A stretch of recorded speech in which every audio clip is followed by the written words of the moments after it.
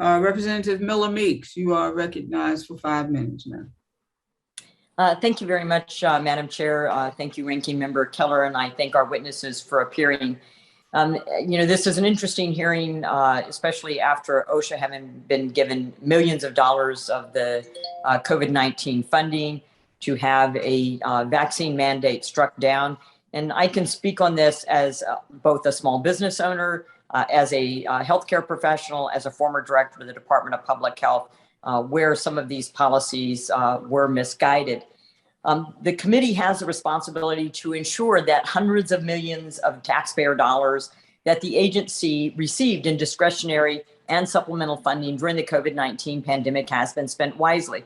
Mr. Parker, does OSHA have an estimate of how many taxpayer dollars were wasted in pursuing vaccine and testing mandate, which the administration knew was going to be ruled unconstitutional? They even remarked upon that. And given that the rule was ultimately rebuked as illegal by the Supreme Court, do you believe that the federal funding that OSHA received to protect workers from COVID-19 could have been better spent? I don't have at my fingertips an accounting of the dollars that were used specifically for that rule. It's not necessarily how we do our accounting on a rule by rule basis.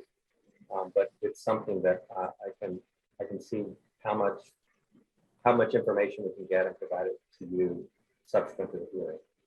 I think it would be very helpful for us to know where those dollars were spent, and if there are dollars that are unspent that could be returned or utilized in a different manner for you to fulfill your mission. I think there are many of us, physicians, former directors of public health, people in the public health sphere, who felt that immunity was the issue that we were trying to get at, which protects ourselves and protects others. But we never heard the concept of immunity. We just heard vaccine mandate and terminating people when there's a labor shortage and our labor participation rate is not where it was prior to the pandemic, that creating further hurdles, I think, for those in the healthcare field. I'm also concerned about President Biden's budget request to increase agency staffing dramatically. Workplace injury and illness rates have been steadily decreasing for decades. Let me just show this little graph. I'm not sure if everyone can see it, but it shows that the numbers of non-fatal occupational injuries and illnesses have decreased almost by half from 2002 to 2020. I can get those exact figures for you. So given this positive trend, which we all welcome, we want people to be able to go to work, to be safe. Certainly as a former employer and a small business owner, my employees were my greatest asset, and I treated them as such. And so given the positive trend, is the request for increased staffing so that OSHA can write additional onerous regulations and ramp up enforcement more than such as record keeping violations. And I have seen this time and time again as a justification for increased staffing.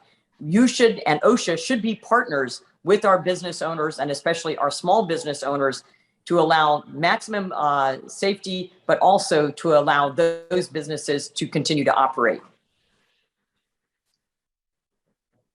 Thank you, Congresswoman. I should first note that, OSHA, a lot of people think about enforcement when they think of OSHA, but there are many facets to the work that OSHA does. It's not only enforcement and rulemaking, but we do a considerable amount of compliance assistance. We reach out to thousands of employers every year. We train more than 1 million workers through both direct training and support of private sector trainers. And so there's considerable other work that we do. The graph that you showed did show significant improvement from the time that the OSHA Act was developed or enacted back in 1970. At that time, there were about 1,100 COSHOs, inspectors, and we're down below, most in the last fiscal year, below 800. So, and if you look at that trend line, it has gotten flat. So I think strongly that when we still have more than 5,000 people dying at work every year, many thousands more injured, it's worth more of that, a factor even higher that are affected by occupational illness. that if we want to So get to the if I next may, level and if I may, continue the sir, if trend, I may correct you, the graph that I showed you was not from 1970. It was from 2002 to 2020.